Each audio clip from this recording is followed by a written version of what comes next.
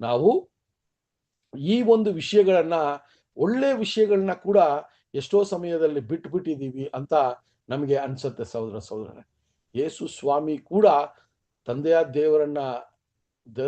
ದೇವರ ಜೊತೆ ಪ್ರಾರ್ಥನೆ ಮಾಡುವಾಗ ಅವರು ಕೂಡ ಮಂಡಿ ಇಟ್ಟು ಪ್ರಾರ್ಥನೆ ಮಾಡಿದ್ರು ಅನ್ನೋದನ್ನ ನಾವು ವಚನದಲ್ಲಿ ನೋಡ್ಬೋದು. ಹಂಗಿರುವಾಗ ನಾವು ಕೂಡ ಈ ವಿಷಯಗಳ ಮೇಲೆ ಎಷ್ಟು ಗಮನ ಕೊಡೋರಾಗಿರ್ಬೇಕು ಅಂತ ನಾವು ಈ ಒಂದು ವಿಷಯಗಳಲ್ಲಿ ನಾವು ಗಮನಿಸೋರಾಗಿದ್ದೀವಿ ಸಹೋದರರೇ.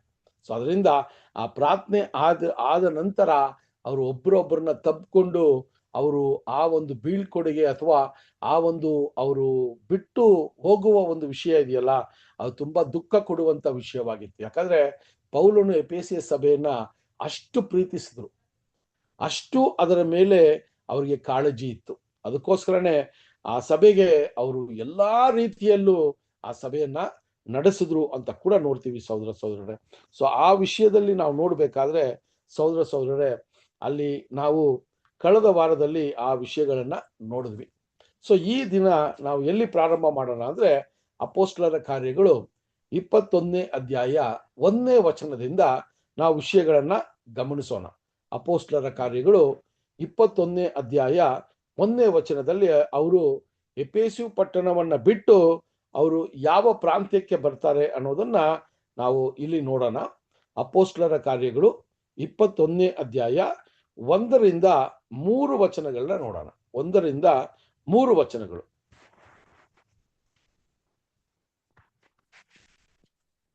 ಗೊತ್ತೀರಾ ಯಾರಾದ್ರೂ?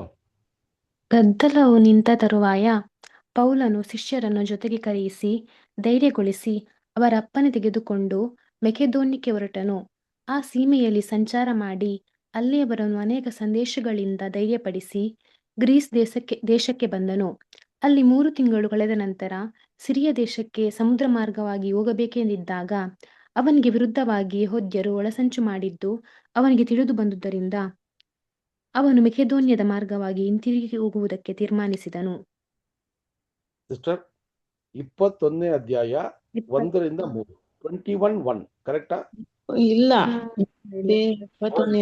ನಾವು ಅವರನ್ನು ಬಿಟ್ಟು ಪ್ರಯಾಸದಿಂದ ಅವರನ್ನು ಬಿಡಿಸಿ ನಾವು ಅವರನ್ನು ಬಿಟ್ಟು ಹಡಗನ್ನು ಹತ್ತಿದ ಮೇಲೆ ನೇರವಾಗಿ ಕೋಸ್ ದ್ವೀಪಕ್ಕೆ ಬಂದು ಸೇರಿದೆವು. ಮರುದಿನ ರೋದ ದ್ವೀಪಕ್ಕೆ ಹೋಗಿ ಅಲ್ಲಿಂದ ಪತರ ಪಟ್ಟಣಕ್ಕೆ ಬಂದೆವು. ಅಲ್ಲಿ ಪೊಯ್ನಿಕೆಗೆ ಹೋಗುವ ಹಡಗನ್ನು ಕಂಡು ಅದರಲ್ಲಿ ಪ್ರಯಾಣವನ್ನು ಮುಂದುವರಿಸಿದೆವು. ಮುಂದೆ ಕುಪ್ರ ದ್ವೀಪವನ್ನು ಕಂಡು ಎಡಗಡೆಗೆ ಬಿಟ್ಟು ಸಿರಿಯ ದೇಶದ ಕಡೆಗೆ ಸಾಗಿ ತೂರ್ ಪಟ್ಟಣಕ್ಕೆ ಬಂದು ಇಳಿದೆವು, ಏಕೆಂದರೆ ಅಲ್ಲಿ ಸರಕನ್ನು ಇಳಿಸಬೇಕಾಗಿತ್ತು. ಓಕೆ, ಸೊ ಇಲ್ಲಿ ಅವ್ರ ಎಫೆಸು ಪಟ್ಟಣ ಬಿಟ್ಟ ನಂತರ ಇದೆಲ್ಲ ಪಟ್ಟಣಗಳು ಎಲ್ಲಿದೆ ಅಂತ ನೋಡಬೇಕಾದ್ರೆ ಈ ಒಂದು ಮೆಡಿಟೇರಿಯನ್ ಸಿ ಇದೆಯಲ್ಲ, ಆ ಒಂದು ದಡದಲ್ಲಿ ಇರುವಂತ ಪಟ್ಟಣಗಳು. ಸೊ ಆಗಿನ ಕಾಲದಲ್ಲಿ ನಾವು ನೋಡ್ಬೇಕಾದ್ರೆ ಇವರಿಗೆ ಅಂತ ಸ್ಪೆಷಲ್ ಆಗಿ ಯಾವುದು ಏನ್ರಿ ಒಂದು ಶಿಪ್ಗಳು ಇರ್ಲಿಲ್ಲ. ಅದೆಲ್ಲ ವಾಣಿಜ್ಯಕ್ಕೆ ಇರುವಂತ ಒಂದು ಹಡಗುಗಳಾಗಿರೋದ್ರಿಂದ ಎಲ್ಲಿ ಅವ್ರು ಬಂದಾಗ ಯಾವ ಒಂದು ಶಿಪ್ ಸಿಗತ್ತೋ ಅದಕ್ಕೆ ಹತ್ಕೊಳ್ಳೋದು, ಅದು ಎಲ್ಲಿ ಹೋಗಿ ನಿಂತ್ಕೋತದೋ ಅಲ್ಲಿಂದ ಇನ್ನೊಂದು ಶಿಪ್ನ ಹತ್ಕೊಳ್ಳೋರು. ಇದೇ ತರನೇ ಒಂದು ಪ್ರಾಕ್ಟೀಸ್ ಅಲ್ಲಿ ಇತ್ತು ಅಂತ ನೋಡ್ತೀವಿ. ಅದರಿಂದ ನಾವು ನೋಡಿದ್ವಿ ಇಲ್ಲಿ ಅವರು ನಿಧಾನಕ್ಕೆ ಆ ಒಂದು ಶಿಪ್ ಮಾರ್ಗದಲ್ಲಿ ಬರುವಾಗ ಆ ಒಂದು ಹಡಗು ಎಲ್ಲೆಲ್ಲ ಹೋಗುತ್ತೋ, ಆ ಒಂದು ಶಿಪ್ ಎಲ್ಲೆಲ್ಲ ಹೋಗುತ್ತೋ ಅಲ್ಲಿ ಹೋಗಿ ಅಲ್ಲಿ ಚೇಂಜ್ ಮಾಡ್ಕೊಂಡು ಬೇರೆ ಕಡೆ ಹೋಗ್ತಾ ಇದ್ದದನ್ನ ನೋಡ್ತೀವಿ. ಅದಕ್ಕೆ ಅಲ್ಲಿ ನೋಡುವಾಗ ಅನೇಕ ಜಾಗಗಳನ್ನ ಅವರು ವಿಸಿಟ್ ಮಾಡಬೇಕಾಗಿರೋದನ್ನ ಕೂಡ ನಾವು ನೋಡ್ತೀವಿ ಸಹೋದರ. ಸೊ ಹಂಗಾಗಿ ಅವರು ಕಡೆಯದಾಗಿ ಆ ಒಂದು ಸೈಪ್ರಸ್ ಒಂದು ಜಾಗಕ್ಕೆ ಬಂದು ಅಲ್ಲಿಂದ ಅವರು ತೂರ್ ಪಟ್ಟಣಕ್ಕೆ ಬರ್ತಾರೆ. ಇಂಗ್ಲಿಷಲ್ಲಿ ತೈರಿ ಅಂತಾರೆ.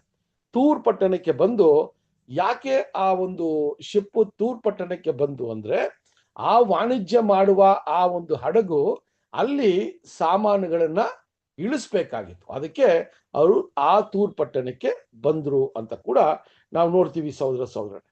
ಸೊ ಆ ರೀತಿಯ ಒಂದು ವಿಷಯ ನಡೆದಾಗ ಆ ತೂರ್ ಪಟ್ಟಣದಲ್ಲಿ ಏನಾಯ್ತು ಅಂತ ನೋಡ್ಬೇಕಾದ್ರೆ ಸಹೋದರರೇ, ಈ ವಿಷಯವನ್ನ ನಾವು ಗಮನಿಸಿದಾಗ ಈ ತೂರ್ ಪಟ್ಟಣದಲ್ಲಿ ನಡೆದಂತ ವಿಷಯ ಏನು ಅಂತ ನೋಡ್ಬೇಕಾದ್ರೆ ಅಲ್ಲೂ ಕೂಡ ಕ್ರೈಸ್ತ ಸಹೋದರ ಸಹೋದರಿಯರು ಇದ್ರು ಅಂತ ನಾವು ನೋಡ್ತೀವಿ ಅಲ್ಲಿ. ಯಾಕೆ ಅಂತ ನೋಡ್ಬೇಕಾದ್ರೆ ಆ ತೂರ್ ಪಟ್ಟಣಕ್ಕೆ ಬಂದ ನಂತರ ಅವರು ಏನ್ ಮಾಡ್ತಾರೆ ಅಂತ ನೋಡ್ಬೇಕಾದ್ರೆ 4ನೇ ವಚನ ಓದೋಣ. ಅದರಲ್ಲಿ 4ನೇ ವಚನ,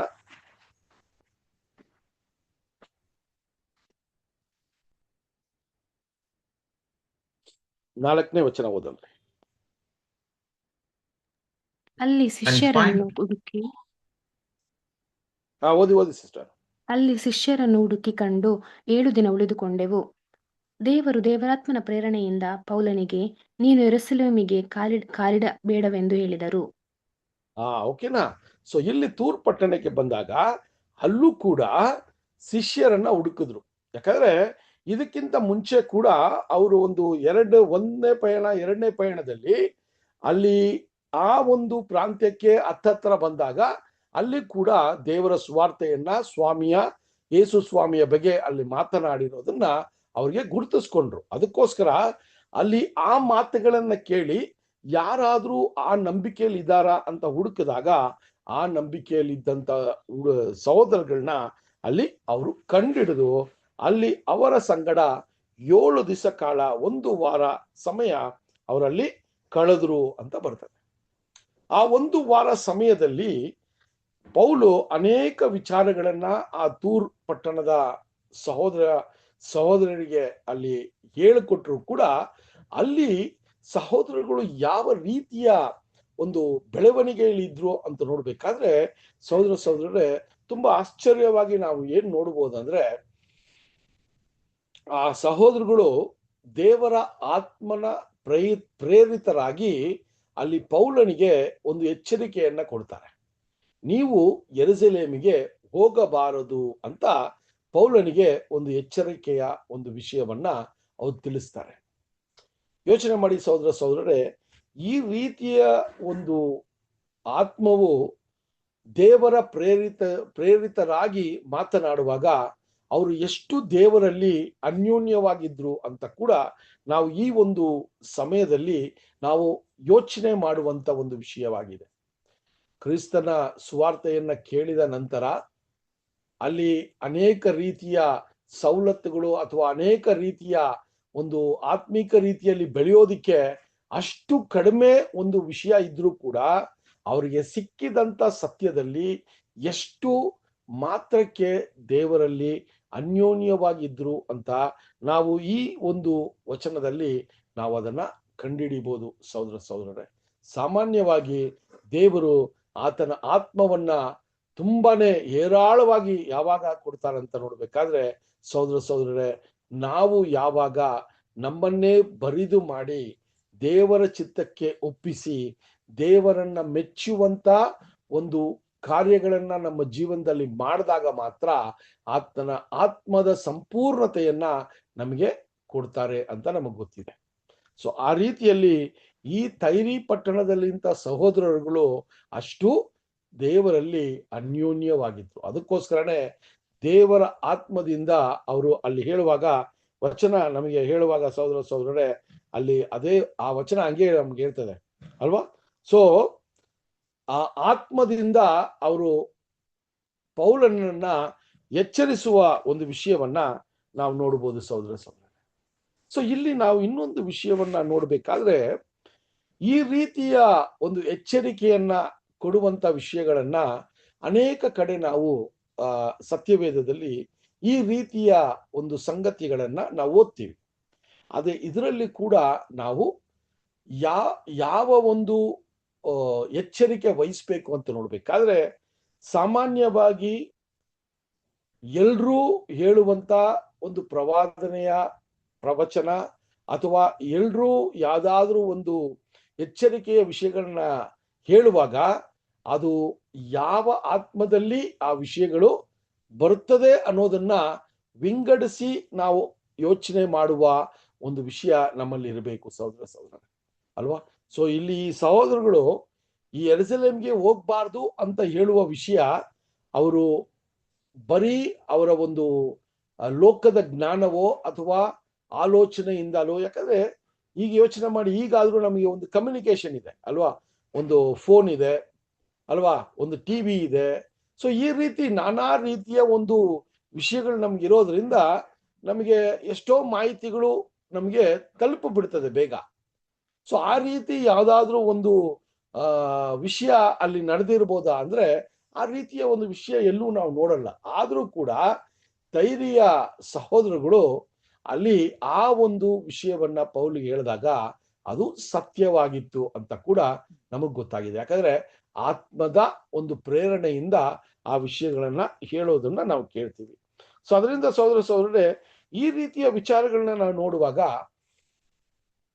ಈ ರೀತಿಯ ಮಾತುಗಳು, ಒಂದು ವೇಳೆ ಈ ರೀತಿಯ ಸಲಹೆಗಳು ಸಾಮಾನ್ಯವಾಗಿ ನಮ್ಮ ಈ ಒಂದು ಕಾಲ ಸಮಯದ ಜೀವನದಲ್ಲಿ ಬಂದಾಗ ನಾವು ತುಂಬಾ ಜಾಗ್ರತೆಯಿಂದ ಅದು ಸರಿಯಾದದ್ದ ಅಥವಾ ದೇವರ ಚಿತ್ತಕ್ಕೆ ವಿರುದ್ಧವಾಗಿದೆಯಾ ಅಂತ ಕೂಡ ನಾವು ಪರಿಶೀಲನೆ ಮಾಡುವಂತ ಒಂದು ಜ್ಞಾನವನ್ನ ದೇವರಿಂದ ನಾವು ಪಡ್ಕೋಬೇಕು ಸಹೋದರರೇ.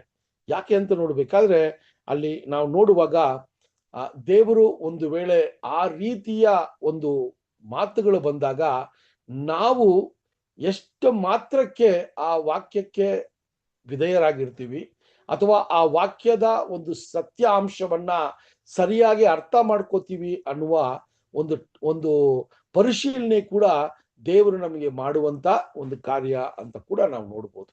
ಸೊ ಅದರಿಂದ ಅಲ್ಲಿ ಆದಂತ ಘಟನೆ ಆದ್ರೆ ಸತ್ಯದ ಒಂದು ವಿಷಯ. ಯಾಕಂದ್ರೆ ನಮಗೆ ವಚನಗಳು ಆ ರೀತಿಯ ಒಂದು ಕಾರ್ಯದಲ್ಲಿ ತಿಳಿಸುವಂತದ್ದಾಗಿದೆ ಸಹೋದರರೇ. ಸೊ ಆಗ ಅಲ್ಲಿ ನಾವು ನೋಡುವಾಗ ತೈರಿ ಪಟ್ಟಣದಲ್ಲಿ ಇಂಥ ಸಲಹೆಗಳನ್ನ ಕೊಟ್ಟರು ಕೂಡ ಪೌಲು ಆತನ ಒಂದು ಯಾತ್ರೆಯನ್ನ ಪ್ರಾರಂಭ ಮಾಡ್ತಾನೆ. ಸೊ ಅಲ್ಲಿ ತೈರಿಯಲ್ಲಿ ಆ ವಿಷಯಗಳನ್ನ ಮುಗಿಸಿದ ನಂತರ ಅವರು ಮತ್ತೆ ಅವ್ರು ಎಲ್ಲಿ ಬರ್ತಾರೆ ಅಂತ ನೋಡ್ಬೇಕಾದ್ರೆ 21ನೇ ಅಧ್ಯಾಯ 5 ಮತ್ತು 6 ವಚನಗಳನ್ನ ಓದೋಣ. 21ನೇ ಅಧ್ಯಾಯ 5 ಮತ್ತು 6 ವಚನಗಳು. ಆ ದಿನಗಳನ್ನು ಮುಗಿಸಿಕೊಂಡು ನಾವು ಹೊರಡುವಾಗ ಅವರೆಲ್ಲರೂ ತಮ್ಮ ಮಡದಿ ಮಕ್ಕಳು ಸಹಿತವಾಗಿ ಬಂದು ನಮ್ಮನ್ನು ಊರವರಕ್ಕೆ ಬೀಳ್ಕೊಟ್ಟರು.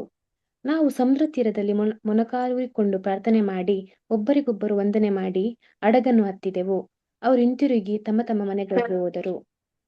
ಆ ಸಹೋದರ ನೋಡ್ರಿ, ಎಂತ ವಿಷಯಗಳು ಇದೆಲ್ಲ ನಾವು ತುಂಬಾ ಕೇರ್ಫುಲ್ ಆಗಿ ನಾವು ಓದುವಾಗ ಅಲ್ಲಿ ಹೇಳ್ತಾರೆ, ಅಲ್ಲಿ ಆ 7 ದಿನ ಅವರು ಇದ್ದು ಅಲ್ಲಿಂದ ಅವರು ಬರಬೇಕಾದ್ರೆ ಅಲ್ಲಿ ತೈರಿ ಪಟ್ಟಣದಲ್ಲಿ ಇದ್ದಂತ ಸಹೋದರರು ಮಾತ್ರ ಅಲ್ಲ, ಸಹೋದರರ ಕುಟುಂಬಗಳೇ ಅವ್ರಿಗೆ ಬೀಳ್ಕೊಡುಗೆ ಮಾಡಕ್ ಬಂದ್ರು.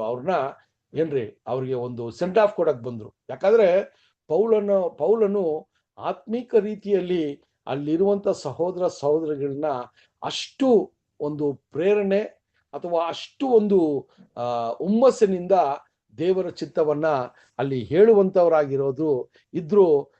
ಆ ಒಂದು ಸಭೆ ಅವರಿಗೆ ತುಂಬಾ ಪ್ರಯೋಜನವಾಗಿರೋದ್ರಿಂದಾನೇ ಅವರು ಪೌಲನನ್ನ ಆ ಒಂದು ಅವರ ಪಯಣವನ್ನ ಅವರು ಪ್ರಾರಂಭ ಮಾಡೋದಕ್ಕೆ ಮುಂಚೆ ಅವರು ಕುಟುಂಬವಾಗಿ ಬಂದು ಅವ್ರನ್ನ ಸೆಂಡ್ ಆಫ್ ಮಾಡಿದ್ರು ಅಂತ ನಾವು ನೋಡ್ತೀವಿ ಸಹೋದರರೇ. ಅಲ್ಲೂ ಕೂಡ ನಾವು ನೋಡ್ಬೇಕಾದ್ರೆ ಇಲ್ಲಿ ನಾವು ಎಫೆಸಿ ಪಟ್ಟಣದಲ್ಲಿ ನೋಡಿದ್ವಿ, ಇಲ್ಲಿ ಕೂಡ ತೈರಿ ಪಟ್ಟಣವನ್ನ ಬಿಡುವಾಗ ವಚನ ಹೇಳ್ತದೆ, ನಾವೆಲ್ಲ ಕೂಡ ಆ ಒಂದು ಪಟ್ಟಣವನ್ನ ಬಿಡುವಾಗ ಪೌಲನ ಸಂಗಡ ಬಂದು ನಾವು ನಿಂತು ಮೊಳಕಾಳಿಟ್ಟು ನಾವು ಪ್ರಾರ್ಥನೆ ಮಾಡಿದ್ವಿ ಅಂತ ಇಲ್ಲಿ ತುಂಬಾ ಸ್ಪಷ್ಟವಾಗಿ ಬರೀತಾರೆ ಸಹೋದರರೇ. ಯಾಕಂದ್ರೆ ದೇವರಿಗೆ ವಿಧೇಯರಾಗಿರುವಂತ ವಿಷಯಗಳು ನಮ್ಮ ಮನಸ್ಸಲ್ಲಿರ್ತದೆ. ದೇವರಿಗೆ ಮೆಚ್ಚುಗೆ ಆಗಿರುವಂತ ಒಂದು ಜೀವನವನ್ನ ನಮ್ಮ ಮನಸ್ಸಿನ ಆಳದಲ್ಲಿ ಇಟ್ಟು ನಾವು ನಡಿತೀವಿ. ಆದ್ರೆ ದೇವರಿಗೆ ಆ ಒಂದು ನಾವು ಗೌರವವನ್ನ ಕೊಡೋ ರೀತಿಯಲ್ಲಿ, ದೇವರಿಗೆ ಕೃತಜ್ಞತೆಯನ್ನ ಕೊಡುವ ರೀತಿಯಲ್ಲಿ ಅವರು ಆ ಒಂದು ನದಿಯ ದಡದಲ್ಲಿ ಕೂಡ ಯಾರಾದ್ರೂ ಅವ್ರನ್ನ ನೋಡ್ಲಿ ಅದ್ರ ಬಗ್ಗೆ ಅವ್ರು ಯೋಚನೆ ಮಾಡದೆ ಮೊಳಕಾಲಿಟ್ಟು ಪ್ರಾರ್ಥನೆ ಮಾಡಿದ್ರು ಅಂತ ಹೇಳ್ಬೇಕಾದ್ರೆ ಅದು ಅವರ ಒಂದು ಯಹೂದ್ಯರ ಒಂದು ಪದ್ಧತಿಯಾಗಿತ್ತು ಅಂತ ಕೂಡ ನಾವು ನೋಡ್ಬೋದು ಸಹೋದರರೇ. ತುಂಬಾ ಮುಖ್ಯವಾದ ವಿಚಾರಗಳು. ಇದನ್ನ ನಾವು ಯಾವ ರೀತಿ ಈ ಸತ್ಯದ ಮಾರ್ಗಕ್ಕೆ ಬರಕ್ಕೆ ಮುಂಚೆ ನಾವು ಎಷ್ಟೋ ಸರಿ ಈ ಮೊಳಕಾಲಿಟ್ಟು ಪ್ರಾರ್ಥನೆ ಮಾಡಿದ್ದೀವಿ. ಆದ್ರೆ ಈಗ ಯಾಕೆ ಅದನ್ನ ನಾವು ಅಳವಡಿಸ್ಕೋತಾ ಇಲ್ಲ ಅನ್ನೋದನ್ನ ನಮಗೆ ಒಬ್ಬೊಬ್ರಿಗೂ ಪ್ರಶ್ನೆನೇ ಇದೆ. ಈ ಸತ್ಯವು ಅದನ್ನ ಅಂಗೀಕಾರ ಮಾಡಲ್ಲ ಅಂದ್ರೆ ನಿಜವಾಗ್ಲೂ ಇಲ್ಲ. ಅದು ಸತ್ಯವು ಆ ರೀತಿಯ ಒಂದು ಏನ್ರಿ ಒಂದು ನಿರ್ಬಂಧಗಳನ್ನ ನಮ್ಮ ಮೇಲೆ ಹಾಕಿಲ್ಲ.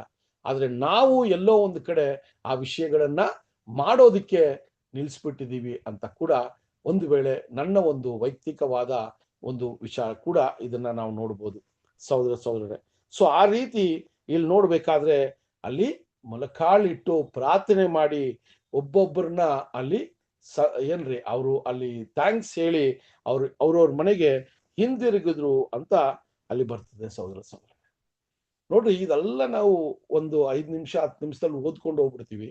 ಆದ್ರೆ ಪೌಲ ಜೀವನದಲ್ಲಿ ಅವರು ಯಾವ ರೀತಿ ಏನೇ ರೀತಿಯ ಯಾವುದೇ ರೀತಿಯ ಒಂದು ರಿಸರ್ವೇಶನ್ ಅವ್ರ ಲೈಫಲ್ಲಿ ಇರ್ಲಿಲ್ಲ. ನಾನು ನನ್ನ ಸಮಯ, ನನ್ನ ಒಂದು ಜೀವನ, ನನಗೇ ಆದಂತ ಒಂದು ಟೈಮು ಅಂತ ಏನೂ ಇರ್ಲಿಲ್ಲ ಪೌಲ್ಗೆ. ಸಂಪೂರ್ಣವಾಗಿ ಅವರು ದೇವರ ಚಿತ್ತದಲ್ಲಿ ತೊಡಗಿ ಸಭೆಗೆ ಅವರ ಜೀವವನ್ನ ಅವ್ರು ಕೊಟ್ರು ಅಂತ ಕೂಡ ನಾವು ಈ ಸಮಯದಲ್ಲಿ ನೋಡ್ಬೇಕಾಗಿದೆ ಸಹೋದರರೇ.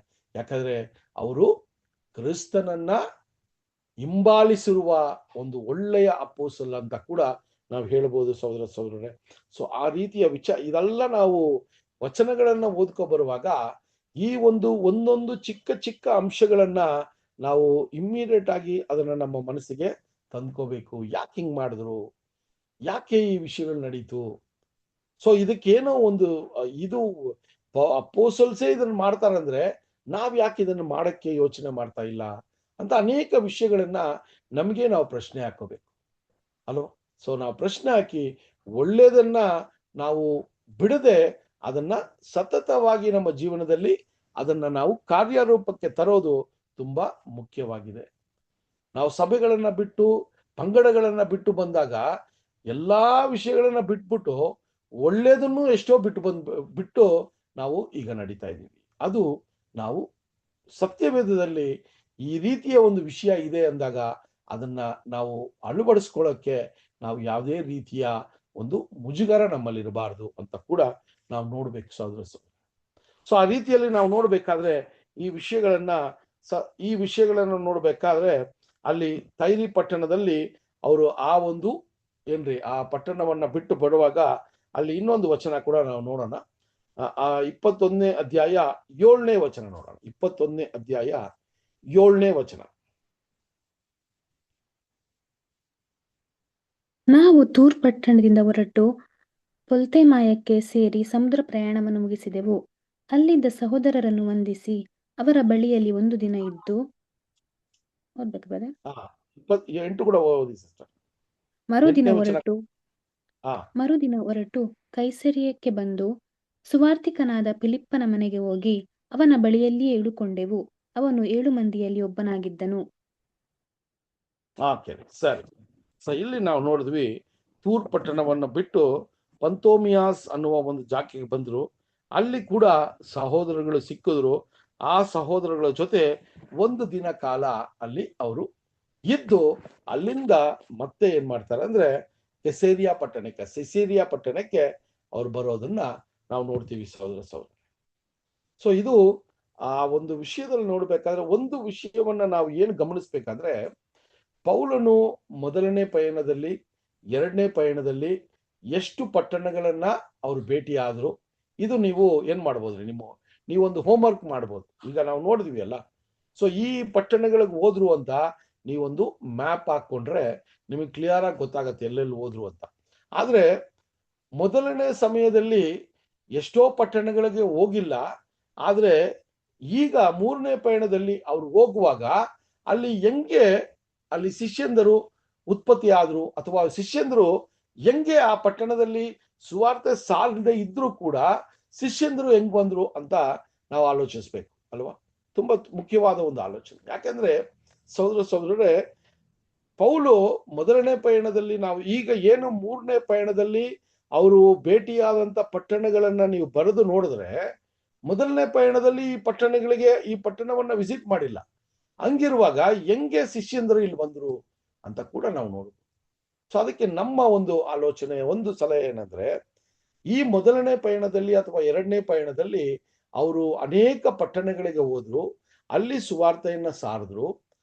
ಆ ಸುವಾರ್ತೆಯನ್ನ ಕೇಳಿದಂತ ಸಹೋದರ ಸಹೋದರಿಯರು ಅವರು ಕೂಡ ಸುವಾರ್ತೆಯ ಕೆಲಸದಲ್ಲಿ ತೊಡಗಿದ್ರು ಅಂತ ನಮಗೆ ಒಂದು ಆಲೋಚನೆ, ನಮಗೆ ಒಂದು ಯೋಚನೆ ಬರ್ತದೆ ಸಹೋದರ ಸಹೋದರ. ಅವ್ರು ಬೇರೆ ಪೌಲನು ಕೇಳಿದಂತ ಮಾತುಗಳನ್ನ ಕೇಳಿ ಅವರು ಮಾತ್ರ ನಂಬಿ, ಅವ್ರು ಮಾತ್ರ ಸಹೋದರ ಸಹೋದರ ಇರ್ಲಿಲ್ಲ, ಅವರು ಇಮಿಡಿಯೇಟ್ ಆಗಿ ಪೌಲನ ತರ ಬೇರೆ ಪ್ರಾಂತ್ಯಗಳಲ್ಲಿ ಸುವಾರ್ತೆಯನ್ನ ಸಾರೋದಕ್ಕೆ ಅವರು ಪ್ರಾರಂಭಿಸಿದ್ರು. ಅದಕ್ಕೋಸ್ಕರನೇ ಪೌಲು ಭೇಟಿ ಆಗದೆ ಇರುವಂತ ಪಟ್ಟಣಗಳನ್ನ ಕೂಡ ಅಲ್ಲಿ ಸಹೋದರಗಳು ಇದ್ರು ಅಂತ ನೋಡ್ತೀವಿ. ಯಾಕೆ ಅಂದ್ರೆ ಆ ಪಯಣದಲ್ಲಿ ಅವರು ಯಾವ ಒಂದು ವಿಶೇಷವಾದ ಪಟ್ಟಣಗಳಲ್ಲಿ ಅಲ್ಲಿ ಆ ಸುವಾರ್ತೆಯನ್ನ ಸಾರಿದ್ರೋ ಅಲ್ಲಿರೋ ಸಹೋದರ ಸಹೋದರರು ನಂಬಿ ವಿಶ್ವಾಸಿಸಿ ಅವರು ಕೂಡ ಈ ಸುವಾರ್ತೆಯನ್ನ ಬೇರೆಯೊಬ್ಬರಿಗೆ ಹೇಳಿರ್ಬೇಕು. ಹಂಗಾಗಿ ಮೂರನೇ ಪಯಣದಲ್ಲಿ ಅವ್ರನ್ನ ನಾವು ನೋಡ್ಬೇಕಾದ್ರೆ ಸಹೋದರ ಸಹೋದರರೇ, ಪೌಲನಿಗೆ ಯಾವ ಪ್ರಾಂತ್ಯಗಳನ್ನ ಅವ್ರು ಭೇಟಿ ಆಗಿಲ್ವೋ ಆ ಪ್ರಾಂತ್ಯಗಳಲ್ಲೂ ಕೂಡ ಕ್ರಿಸ್ತನ ಶಿಷ್ಯರು ಅಲ್ಲಿ ಇದ್ರು ಅಂತ ನೋಡ್ಬೇಕಾದ್ರೆ, ಅದು ಕೇಳಿದಂತ ಸಹೋದರಗಳು ಸುವಾರ್ತೆಯನ್ನ ಬೇರೆಯೊಬ್ಬರಿಗೆ ತಿಳಿಸಿರೋದ್ರಿಂದಾನೆ ಅಷ್ಟು ಕಡೆ ಆ ಒಂದು ಸತ್ಯದ ವಿಚಾರವು ಅಲ್ಲಿ ಏನಾಗಿತ್ರಿ, ಅಲ್ಲಿ ಹಬ್ಬಿತ್ತು ಅಂತ ನೋಡ್ತೀವಿ. ತುಂಬಾ ಮುಖ್ಯವಾದ ವಿಷಯ. ಯಾಕಂದ್ರೆ ನಾವು ಎಷ್ಟೋ ಸಮಯದಲ್ಲಿ ಸುವಾರ್ತೆಯನ್ನ ಕೇಳಿದೀವಿ, ದೂರ ಪಟ್ಟಣದಲ್ಲಿ ಸುವಾರ್ತೆಯನ್ನ ಕೇಳಿದೀವಿ. ಆ ಸುವಾರ್ತೆಯನ್ನ ಕೇಳಿರೋ ನಾವು ಎಷ್ಟು ಮಾತ್ರ ನಾವು ಆ ಪಡ್ಕೊಂಡಿರುವ ಆ ಸಂತೋಷ, ಆ ಒಂದು ದೇವರ ಸತ್ಯವನ್ನ ಬೇರೆಯೊಬ್ಬರಿಗೆ ಹೇಳಬೇಕು ಅನ್ನುವ ಒಂದು ಮನಸ್ಸು ನಮಗೆ ಎಷ್ಟು ಬಂದಿದೆ ಅದು ತುಂಬಾ ಮುಖ್ಯ ಅಲ್ವಾ. ನಾವು ಪಡ್ಕೊಂಡಿರುವ ಈ ಸತ್ಯದ ಮಾರ್ಗ ಬೇರೆಯೊಬ್ಬರಿಗೂ ಕೂಡ ಅದು ತಲುಪಬೇಕು ಅಂತೇಳಿ ಎಷ್ಟು ಪ್ರಯತ್ನ ಮಾಡ್ತೀವಿ, ಎಷ್ಟು ಅದಕ್ಕೋಸ್ಕರ ಪ್ರಾರ್ಥನೆ ಮಾಡ್ತೀವಿ, ಎಷ್ಟು ನಮ್ಮಲ್ಲಿ ವಿಶೇಷವಾದ ಸಹೋದರ ಸಹೋದರಿಯರು ಎಷ್ಟು ಜನ ಆ ಒಂದು ತಾಲಂತಿರೋರು ಇದ್ದಾರೆ, ಆದ್ರೆ ಯಾಕೆ ಮುಂದೆ ಬರ್ತಾ ಇಲ್ಲ, ಅದಕ್ಕೋಸ್ಕರ ಪ್ರಾರ್ಥನೆ ಮಾಡಬೇಕು ಸಭೆಯಾಗಿ ಅಂತ ಈ ವಿಷಯಗಳನ್ನ ನಾವು ಏನ್ ಮಾಡ್ಬೇಕ್ರಿ, ಪ್ರಾಕ್ಟೀಸ್ ಮಾಡ್ಬೇಕು. ಯಾಕಂದ್ರೆ ಪೌಲಿದ್ದ ಸಮಯಕ್ಕೂ ಈಗಿರೋ ಸಮಯಕ್ಕೂ ಅಜಗಜಾಂತರ ವ್ಯತ್ಯಾಸ ಇದೆ. ಈಗ ಈ ಸುವಾರ್ತೆಯನ್ನ ಬರೀ ಜನಗಳನ್ನ ಭೇಟಿಯಾಗಿ ಖುದ್ದಾಗಿ ಈ ಸುವಾರ್ತೆಯನ್ನ ಸಾರುವ ಸಮಯ ಇಲ್ಲ. ಈಗ ನಾನಾ ರೀತಿಯಲ್ಲಿ ಈ ಸುವಾರ್ತೆಯನ್ನ ಸಾರಬಹುದು. ನಾನಾ ಕನ್ವೀನಿಯನ್ಸ್ ಇದೆ ಇಲ್ವಾ. ಸೊ ಮೊಬೈಲ್ಸ್ ಇದೆ. ಸೊ ಅನೇಕ ರೀತಿ ಈ ಒಂದು ನಮಗೆ ಇರುವಂತ ಈ ಮೊಬೈಲಲ್ಲಿ ಎಷ್ಟೋ ಜನರನ್ನ ಭೇಟಿ ಆಗ್ಬಹುದು, ಎಷ್ಟೋ ಜನರಿಗೆ ಸುವಾರ್ತೆಯನ್ನ ಸಾರಬಹುದು ಅಲ್ವಾ. ಇದೆಲ್ಲ ತುಂಬಾ ಈಸಿ ಆಗೋಯ್ತು ಕಮ್ಯುನಿಕೇಶನ್. ಆದ್ರೆ ಈಗ ಈ ಸುವಾರ್ತೆಯನ್ನ ಸಾರುವ ಒಂದು ವಿಷಯ ಇದೆಯಲ್ಲ, ಅದು ಕಡಿಮೆ ಆಗ್ತಾನೆ ಬರ್ತಾ ಇದೆ. ಸೊ ಅದರಿಂದ ಈ ಒಂದು ಪಾಠಗಳನ್ನ ನೋಡುವಾಗ ನಮಗೆ ಇದೇ ಒಂದು ವಿಷಯ ನಮ್ಮ ಮನಸ್ಸಿಗೆ ಬರಬೇಕು ಅಲ್ವಾ. ಸೊ ಪೌಲನು ಆ ರೀತಿ ಅವ್ರೇನ್ ಮಾಡಿದ್ರು ಅಂದ್ರೆ, ತೈರಿ ಪಟ್ಟಣವನ್ನು ಬಿಟ್ಟು ಇನ್ನೂ ಒಂದಷ್ಟು ಪಟ್ಟಣಗಳನ್ನ ನೋಡಿ ಈಗ ಸೆಸೇರಿಯಾ ಪಟ್ಟಣಕ್ಕೆ ಬರ್ತಾರೆ.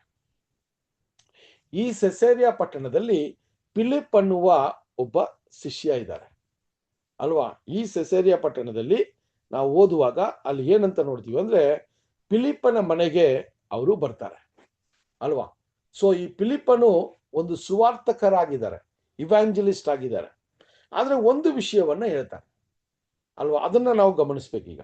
ಈ ಫಿಲಿಪ್ಪನ ಮನೆಗೆ ಅವರು ಬರಬೇಕಾದ್ರೆ ಫಿಲಿಪ್ಪನು ಒಂದು ಸುವಾರ್ತಕರು ಅಂತ ಬರೀತಾರೆ, ಎವಾಂಜಲಿಸ್ಟ್ ಅಂತ. ಇವ್ರು ಯಾರು ಅಂತ ಅಲ್ಲಿ ಒಂದು ಪ್ರಶ್ನೆ ಅಲ್ವಾ. ಅವ್ರ ಮನೆಗೆ ಅವ್ರು ಬಂದು ಉಳ್ಕೋಬೇಕಾದ್ರೆ ಈ ಫಿಲಿಪ್ಪ ಯಾವ ರೀತಿ ಸ್ವಾಮಿಯನ್ನ ಸ್ವೀಕಾರ ಮಾಡಿದ್ರು, ಆ ಸತ್ಯದ ಮಾರ್ಗದಲ್ಲಿ ಯಾವಾಗ ಬಂದ್ರು ಅಂತ ನೋಡ್ಬೇಕಾದ್ರೆ ಒಂದು ವಿಷಯವನ್ನ ಅಲ್ಲಿ ಹೇಳ್ತಾರೆ.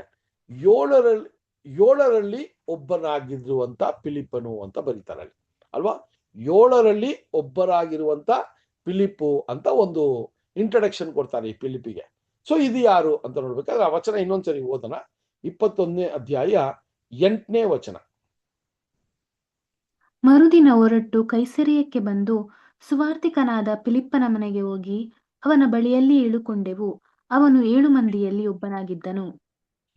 ನೋಡ್ರಿ, 7 ಮಂದಿಯಲ್ಲಿ ಒಬ್ಬನಾಗಿದ್ದನು. ಸೊ ಇದು ಯಾರು ಅಂತ ನೋಡ್ಬೇಕಾದ್ರೆ ನಿಮ್ಗೆಲ್ಲ ಗೊತ್ತಿರುವಂತಹ ವಿಷಯನೇ. ನಾವು ಈ ಪಾಠದ ಪ್ರಾರಂಭದಲ್ಲಿ ನಾವು ಸಭೆಯನ್ನ ಅಪೊಸ್ತಲರು ನಡೆಸುವಾಗ ಸಭೆಯನ್ನ ಅವರು ಏನ್ರಿ ಒಂದು ಸಿಸ್ಟಮ್ಯಾಟಿಕ್ ಆಗಿ ಆ ಸಭೆಯನ್ನ ಆರ್ಗನೈಸ್ ಮಾಡಿ ಅಲ್ಲಿ ನಡೆಸುವಾಗ ಅಲ್ಲಿ ಏನ್ ಮಾಡ್ತಾರೆ, 7 ಜನ ಮಂದಿಯನ್ನ ಅಲ್ಲಿ ನೇಮಕ ಮಾಡಿ ಅಪೊಸ್ತಲರು ಸತ್ಯದ ವಿಷಯದಲ್ಲಿ ಬೋಧಿಸೋದಕ್ಕೆ ಅವರು ಟೈಮ್ನ ತಗೊಂಡು ಮಿಕ್ಕಿರೋ ಕೆಲಸಗಳಿದೆಯಲ್ಲ, ಅಲ್ಲಿ ಇರುವಂತ ವಿಧವೆಯರಿಗೆ ಊಟ ಬಡಿಸೋದು ಅಥವಾ ಅಲ್ಲಿ ಬಂದಿರುವಂತ ಸಹೋದರರಿಗೆ ಸಹಾಯ ಮಾಡೋದು, ಈ ವಿಷಯಗಳಲ್ಲಿ ಅಪೊಸ್ತಲರುಗಳು ತೊಡಗ್ಬಿಟ್ರೆ ಅಲ್ಲಿ ಏನಾಗತ್ತೆ ಸತ್ಯದ ವಿಷಯದಲ್ಲಿ ಕೊರತೆ ಆಗತ್ತೆ. ಅದರಿಂದ ಆ ಕೆಲಸವನ್ನ 7 ಮಂದಿ ಏನ್ರಿ ಸಹೋದರಗಳಿಗೆ ಆ ಒಂದು ವಿಷಯವನ್ನ ಮಾಡೋದಿಕ್ಕೆ ಅಲ್ಲಿ ನೇಮಕ ಮಾಡಿದ್ರು.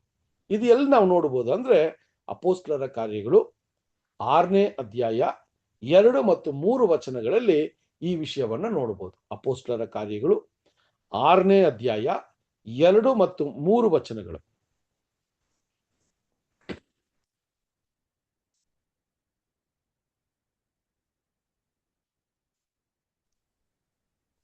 ಆಗ 12 ಮಂದಿ ಅಪೊಸ್ತಲರು ಶಿಷ್ಯರ ಮಂಡಳಿಯನ್ನು ಕೂಡಿಸಿ, ನಾವು ದೇವರ ವಾಕ್ಯೋಪದೇಶವನ್ನು ಬಿಟ್ಟು ಉಪಚಾರ ಮಾಡುತ್ತಿರುವುದು ತಕ್ಕದಲ್ಲವಲ್ಲ. ಆದ್ದರಿಂದ ಸಹೋದರೇ, ಸಂಭಾವಿತರು, ಪವಿತ್ರಾತ್ಮ ಭರಿತರು, ಜ್ಞಾನ ಸಂಪನ್ನರು ಆಗಿರುವ 7 ಮಂದಿಯನ್ನು ನಿಮ್ಮೊಳಗಿಂದ ನೋಡಿ ಆರಿಸಿಕೊಳ್ಳಿರಿ, ಅವರನ್ನು ಈ ಕೆಲಸದ ಮೇಲೆ ನೇಮಿಸುವ ಎಂಬುದು. ಓಕೆನಾ? ಸೊ ಇಲ್ಲಿ ನಮ್ಗೆ ಕ್ಲಿಯರ್ ಆಗೋಯ್ತು ಈಗ. ಸೊ ಇದನ್ನೇ ಈ 7 ಮಂದಿ ಅಲ್ವಾ?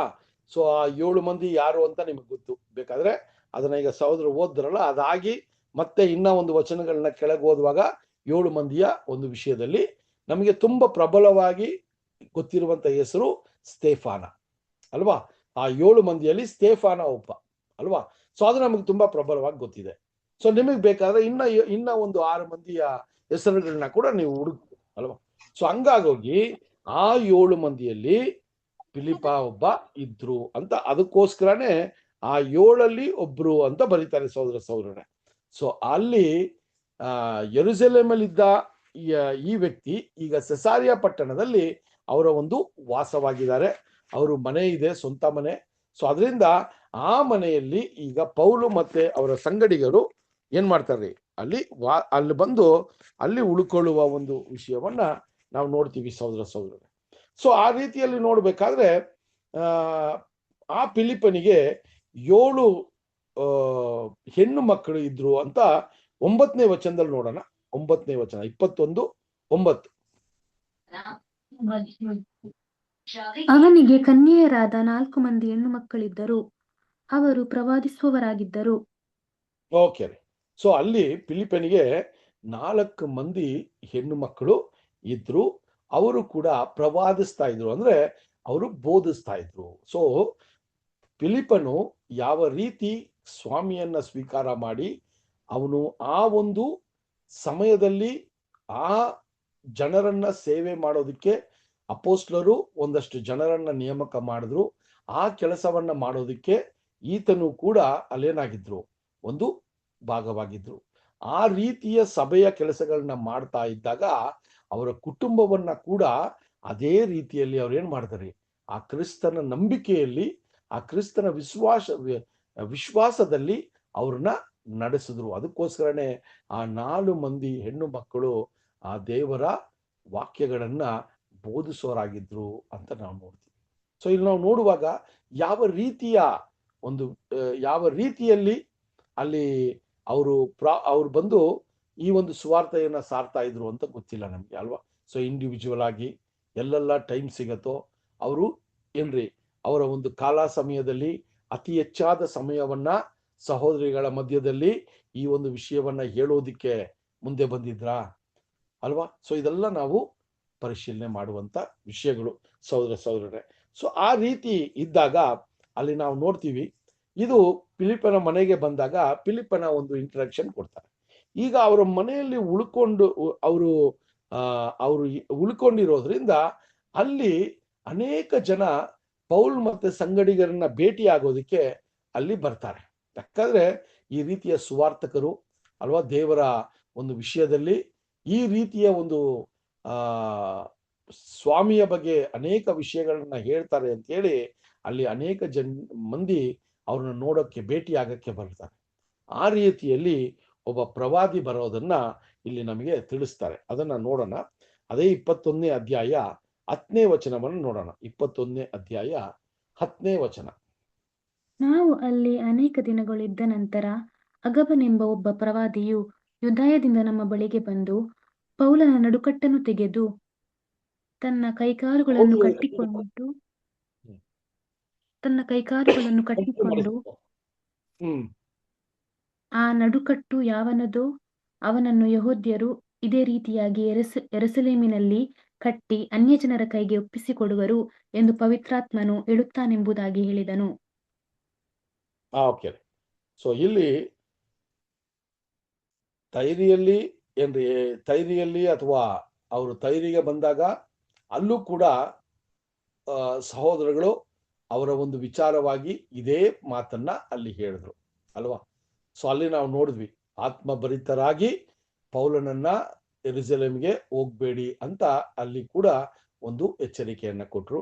ಅದೇ ರೀತಿಯಲ್ಲಿ ಈಗ ಸೆಸಾರಿಯಾ ಪಟ್ಟಣಕ್ಕೆ ಬಂದು ಫಿಲಿಪ್ಪನ ಮನೆಯಲ್ಲಿ ಇದ್ದಾಗ ಪ್ರವಾದಿಯಾಗಿರುವಂತ ಅಗಬಾಸ್ ಅನ್ನುವ ಒಬ್ಬ ವ್ಯಕ್ತಿ ಬಂದು ಅದೇ ವಿಷಯವನ್ನ ಮತ್ತೆ ಹೇಳುವಂತ ಒಂದು ವಿಷಯ ನಮಗೆ ಕಾಣ್ತಾ ಇದೆ. ಇಲ್ಲಿ ಅಗಬಾಸ್ ಏನ್ ಮಾಡ್ತಾರೆ ಅಂತ ನೋಡ್ಬೇಕಾದ್ರೆ ಅವರ ಕೈಯಲ್ಲಿದ್ದಂತ ಒಂದು ತುಂಡನ್ನ ಅವ್ರ ಕೈ ಕಾಲನ್ನ ಕಟ್ಬಿಟ್ಟು ಏನ್ರಿ ಅವ್ರು ಆ ಒಂದು ಪ್ರವಾದಿ ಆತನ ಕೈ ಕಾಲುಗಳನ್ನ ಕಟ್ಬಿಟ್ಟು ಅವ್ರು ಏನ್ ಪ್ರವಾದನೆ ಮಾಡ್ತಾರೆ ಅಂದ್ರೆ ಇದೇ ರೀತಿಯಲ್ಲಿ ಏನ್ರಿ ಈ ಒಂದು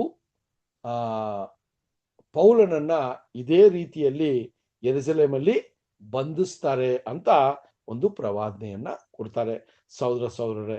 ಸೊ ಅಲ್ಲಿ ಅನ್ಯ ಜನರ ಕೈಗೆ ಅವ್ರನ್ನ ಒಪ್ಪಿಸ್ತಾರೆ ಅನ್ನುವ ಒಂದು ವಿಷಯವನ್ನ ಹೇಳ್ತಾರೆ ಸಹೋದರರೇ.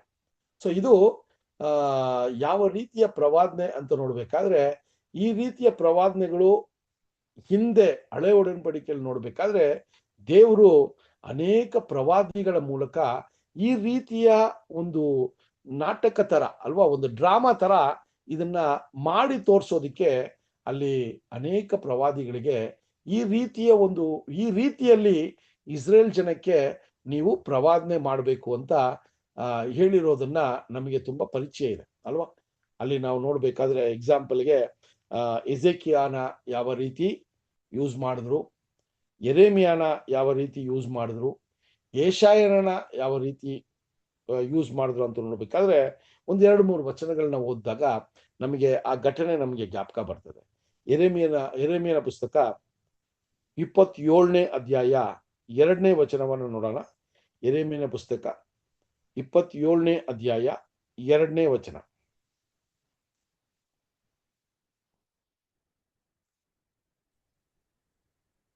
ಎರಡನೇ ವಚನ. 2ನೇ ವಚನ. ಯೆಹೋವನ ನುಡಿ, ನೀನು ಕಣ್ಣಿನೊಳಗಿನ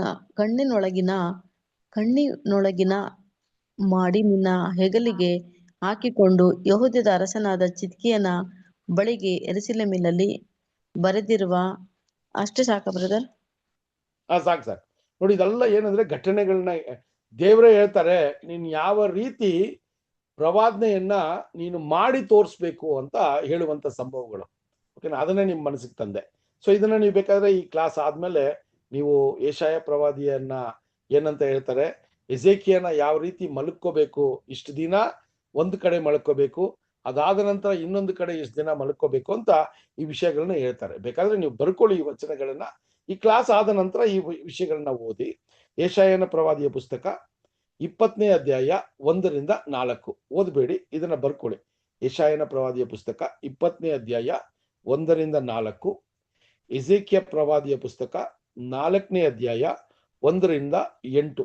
ಎಜೆಕಿಯ ಪ್ರವಾದಿಯ ಪುಸ್ತಕ 4ನೇ ಅಧ್ಯಾಯ 1-8 ವಚನಗಳು. ಇದನ್ನ ನೀವು ಆಮೇಲೆ ಓದಿ ನೋಡಿ. ಸೊ ಇದೆಲ್ಲ ಏನಕ್ಕೆ ಅಂದ್ರೆ ಈ ಪ್ರವಾದಿಯಾಗಿ ಬಂದಂತ ಅಗಬಸ್ ಕೂಡ ಯಾವ ರೀತಿ ಎಜೆಕಿಯ ಮತ್ತೆ ಯೆಶಾಯ ಪ್ರವಾದಿಗಳು ಮಾಡಿದ್ರು, ಅದೇ ರೀತಿ ಇವ್ರು ಕೂಡ ಒಂದು ವಿಷಯವನ್ನ ಮಾಡಿ ಇದಾಗತ್ತೆ ಅಂತ ತೋರಿಸುವಂತ ಕೆಲಸವನ್ನ ಅವ್ರು ಮಾಡ್ತಾರೆ ಸಹೋದರರೇ. ಸೊ ಆ ರೀತಿಯ ವಿಷಯಗಳನ್ನ ನಾವು ನೋಡ್ಬೇಕಾದ್ರೆ ಪೌಲನಿಗೆ ಅನೇಕ ರೀತಿಯ ಏನ್ರಿ ಒಂದು ಎಚ್ಚರಿಕೆಯ ವಿಷಯಗಳು ಅಲ್ಲಿ ಬರೋದನ್ನ ನೋಡ್ತೀವಿ. ಸೊ ಆಗ ಪೌಲನು ನಡ್ಕೊಂಡ ಯಾವ ರೀತಿ ಅದಕ್ಕೆ ವರ್ತಿಸಿದ್ರು, ಯಾವ ರೀತಿ ರಿಯಾಕ್ಟ್ ಮಾಡಿದ್ರು ಅಂತ ನೋಡ್ಬೇಕಾದ್ರೆ ಸಹೋದರರೇ, ಅಲ್ಲಿ ಈ ಎರಡು ಘಟನೆಗಳನ್ನ ನೋಡಿ ಅಲ್ವಾ, ಅಲ್ಲಿ ತೈರಿಯಲ್ಲಿ ಸಹೋದರಗಳು ಕೊಟ್ಟಂತ ಎಚ್ಚರಿಕೆ, ಇಲ್ಲಿ ಅಗಬಾಸ್ ಅನ್ನುವ ಒಬ್ಬ ಪ್ರವಾದಿ ಮನುಷ್ಯ ಕೊಟ್ಟಂತ ಎಚ್ಚರಿಕೆಯ ವಿಷಯಗಳನ್ನ ನೋಡಿ ಪೌಲ ಜೊತೆ ಬಂದಂತ ಸಹೋದರರಿಗೆ ಸ್ವಲ್ಪ ಭಯ ಉಂಟಾಯಿತು ಅಲ್ವಾ. ಸೊ ಅವರು ಕೂಡ ಕನ್ವಿನ್ಸ್ ಆದ್ರು, ಹೌದು ಈ ವಿಚಾರಗಳನ್ನ ಎರಡು ಕಡೆ ನಾವು ಕೇಳಿರೋದ್ರಿಂದ ಪೌಲನ ಜೀವಕ್ಕೆ ಅಪಾಯ ಇದೆ ಅಂತ ಹೇಳಿ ಪೌಲನನ್ನ ಕನ್ವಿನ್ಸ್ ಮಾಡಕ್ಕೆ ಅವರು ಕೂಡ ಮುಂದೆ ಬರ್ತಾರೆ.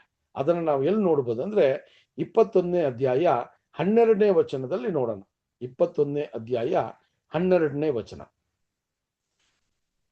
ಆ ಮಾತನ್ನು ಕೇಳಿದಾಗ ನಾವು ಆ ಸ್ಥಳದವರು ನೀವು ಯೆರೂಸಲೇಮಿಗೆ ಹೋಗಲೇಬಾರದೆಂದು ಪೌಲನನ್ನು ಬೇಡಿಕೊಂಡೆವು. ಓಕೆ ರೀ, ನೋಡ್ರಿ ಅಲ್ಲಿ ನೋಡ್ಬೇಕಾದ್ರೆ ಇನ್ನೊಂದ್ಸರಿ ಓದಿ ಸಿಸ್ಟರ್. ಆ ಮಾತನ್ನು ಕೇಳಿದಾಗ ನಾವು ಆ ಸ್ಥಳದವರು ನೀವು ಯೆರೂಸಲೇಮಿಗೆ ಹೋಗಲೇಬಾರದೆಂದು ಪೌಲನನ್ನು ಬೇಡಿಕೊಂಡೆವು. ನೋಡಿದ್ರ ಸಹೋದರ, ಇಲ್ಲಿ ನಾವು ಅಂತ ಬರ್ತದೆ. ನಾವು ಅಂದ್ರೆ ನಮ್ಗೆಲ್ರಿಗೂ ಗೊತ್ತು, ಅಪೋಸ್ಲರ ಕಾರ್ಯಗಳನ್ನ ಪುಸ್ತಕವನ್ನ ಬರೆದಿರೋದು ಲೂಕನು ಅಂತ ನಮಗೆ ಗೊತ್ತಿದೆ ಅಲ್ವಾ. ಸೊ ಅದರಿಂದ ಲೂಕನು ಆತನ ಸಂಗಡ ಇದ್ದಿರೋದ್ರಿಂದ ಆತನೀಗ ಬರೀತಾನೆ ನಾವು ಅಂತ ಬರೀತಾರೆ. ಸೊ ಈಗ ಲೂಕನು ಮತ್ತೆ ಸಂಗಡಿಗರು ಏನ್ ಮಾಡ್ತಾರೆ ಅಂದ್ರೆ, ಲೂಕನು ಹೇಳ್ತಾನೆ ಅದು ನಮ್ಮ ಒಂದು ಪಟ್ಟಣ ಇರೋದ್ರಿಂದ, ಯೆರೂಸಲೇಮ್ ನಮ್ಮ ಪಟ್ಟಣ ಇರೋದ್ರಿಂದ ಅಲ್ಲಿ ಯಾವ ರೀತಿಯ ಜನ ಇದ್ದಾರೆ ಅಂತ ನಮಗೆ ಗೊತ್ತು, ಅದರಿಂದ ನೀವು ದಯವಿಟ್ಟು ಆ ಒಂದು ಪಯಣವನ್ನ ನೀವು ಯೆರೂಸಲೇಮ್ಗೆ ಹೋಗ್ಬೇಡ್ರಿ ಅಂತ ಒಂದು ಸಲಹೆಯನ್ನ ಕೊಡ್ತಾರೆ. ಸೊ ಈಗ ಮೂರು ಕಡೆನೂ ಪೌಲನಿಗೆ ಒತ್ತಡವನ್ನ ಉಂಟು ಮಾಡ್ತಾರೆ ಅಲ್ವಾ. ಸೊ ನಾವು ನೋಡಿದ್ವಿ, ಆದ್ರೆ ಪೌಲನ ಮನಸ್ಥಿತಿ ಏನು ಅಂತ ನಾವು ನೋಡ್ಬೇಕೀಗ ಅಲ್ವಾ. ಸೊ ಪೌಲನು ಇದನ್ನೆಲ್ಲ ಕೇಳಿ ದೇವರ ಒಂದು ಸಂದೇಶ, ದೇವರು ಈ ಸಹೋದರಗಳ ಕಡೆಯಿಂದ ನನಗೆ ಒಂದು ಎಚ್ಚರಿಕೆಯನ್ನ ಕೊಡ್ತಾ ಇದ್ದಾರೆ, ನಾನು ಹೋಗ್ಬಾರ್ದು ಅಂತ ನಿರ್ಧಾರ ಮಾಡಿದ್ರ ಅಥವಾ ಏನಾಯ್ತು ಅಂತ ನೋಡ್ಬೇಕಾದ್ರೆ ಅಲ್ಲಿ 21ನೇ ಅಧ್ಯಾಯ 13ನೇ ವಚನವನ್ನ ನೋಡೋಣ. 21ನೇ ಅಧ್ಯಾಯ 13ನೇ ವಚನ. ಅದಕ್ಕೆ ಪೌಲನು, ನೀವು ದುಃಖಿಸುತ್ತಾ ಏಕೆ ನನ್ನ ಎದೆಯೊಡೆಯುವಂತೆ ಮಾಡುತ್ತೀರಿ? ನಾನು ಕರ್ತನಾದ ಯೇಸುವಿನ ಹೆಸರಿನ ನಿಮಿತ್ತವಾಗಿ ಯೆರೂಸಲೇಮಿನಲ್ಲಿ ಬೇಡಿ ಹಾಕಿಸಿಕೊಳ್ಳುವುದಕ್ಕೆ ಮಾತ್ರವಲ್ಲ, ಸಾಯುವುದಕ್ಕೂ ಸಿದ್ಧವಾಗಿದ್ದೇನೆ ಅಂದನು. ಓಕೆನಾ, ನೋಡ್ರಿ ಇದೇ ಪೌಲನ ಒಂದು ಏನ್ರಿ ಒಂದು ಮನಸ್ಥಿತಿ ಇತ್ತು ಸಹೋದರರೇ.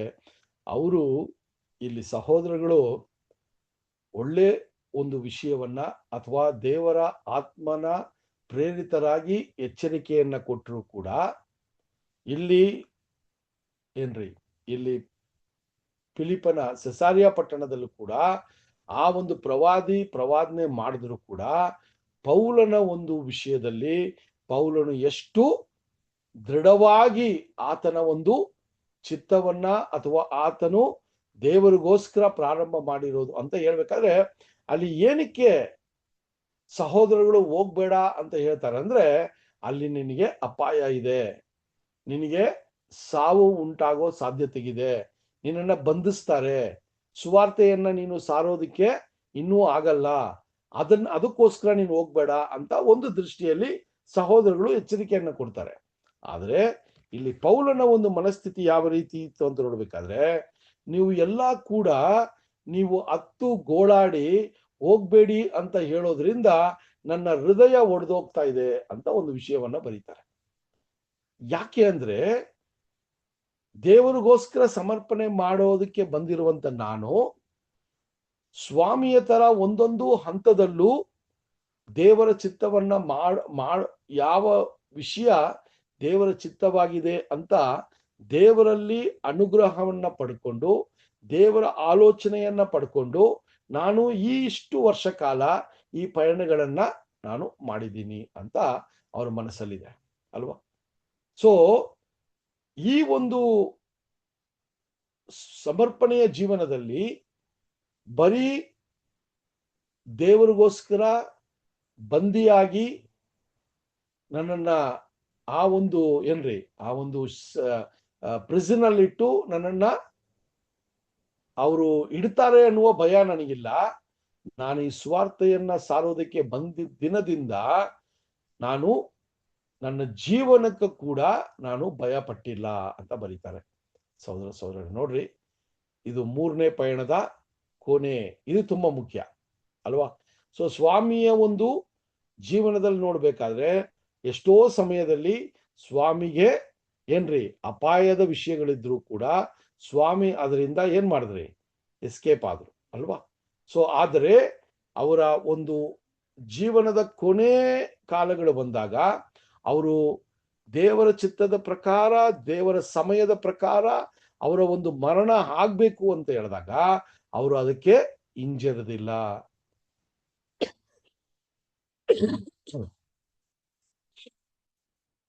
ಪೇತ್ರನು ಅವ್ರನ್ನ ಅಲ್ಲಿ ಹೇಳ್ತಾರೆ ಅಲ್ವಾ? ಪೇತ್ರನ್ ಏನ್ ಹೇಳ್ತಾರೆ ಅಂದ್ರೆ, ದಯವಿಟ್ಟು ನೀವು ಯೆರೂಸಲೇಮ್ಗೆ ಹೋಗ್ಬೇಡಿ ಅಂತ ಹೇಳ್ತಾರಲ್ಲ.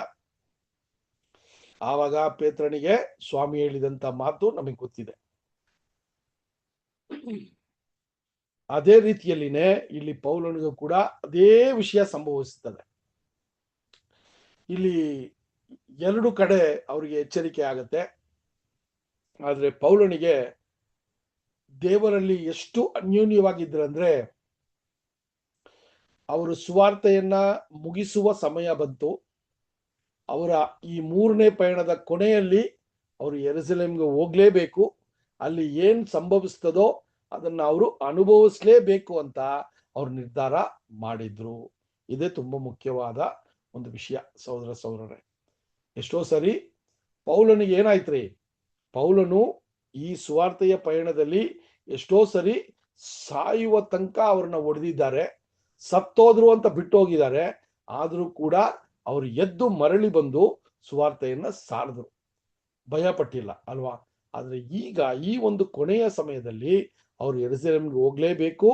ಅವರ ಸಮಯ ಹಂತವಾಗಿದೆ, ಅಥವಾ ಅವರ ಆ ಒಂದು ಸುವಾರ್ತೆಯ ಪಯಣದ ಒಂದು ವಿಷಯ ದೇವರು ಅಲ್ಲಿ ಮುಗಿಸ್ತಾರೆ ಅಂತ ಹೇಳಿ ಪೌಲನಿಗೆ ಸ್ಪಷ್ಟವಾದ ಒಂದು ವಿಷಯ ಇತ್ತು ಅಂತ ನೋಡ್ತೀವಿ. ಅದಕ್ಕೋಸ್ಕರನೇ ಅವರು ತಿಮೋತಿಗೆ ಬರೆಯುವಾಗ ಇದೇ ವಿಷಯವನ್ನ ಬರೀತಾರೆ. ಕೊನೆಯದಾಗಿ ಅವರು ಯೆರೂಸಲೇಮಿಗೆ ಹೋಗಕ್ಕೆ ಮುಂಚೆ ತಿಮೋತಿಗೆ ಒಂದು ಮಾತುಗಳನ್ನ ಕೊಡ್ತಾರಲ್ಲ, ಅವಾಗ ಇದನ್ನೇ ಬರೀತಾರೆ. ಅದನ್ನೇ ನಾವು 2ನೇ ತಿಮೋತಿಯು 4ನೇ ಅಧ್ಯಾಯ 6ರಿಂದ 8 ವಚನಗಳನ್ನ ನೋಡ್ತೀವಿ. ಈಗಾಗಲೇ ನಮ್ಗೆಲ್ಲ ಗೊತ್ತಿರುವಂತ ವಚನ ಈ ಸ್ಟಡಿಗೆ ತುಂಬಾ ಮುಖ್ಯವಾಗಿದೆ.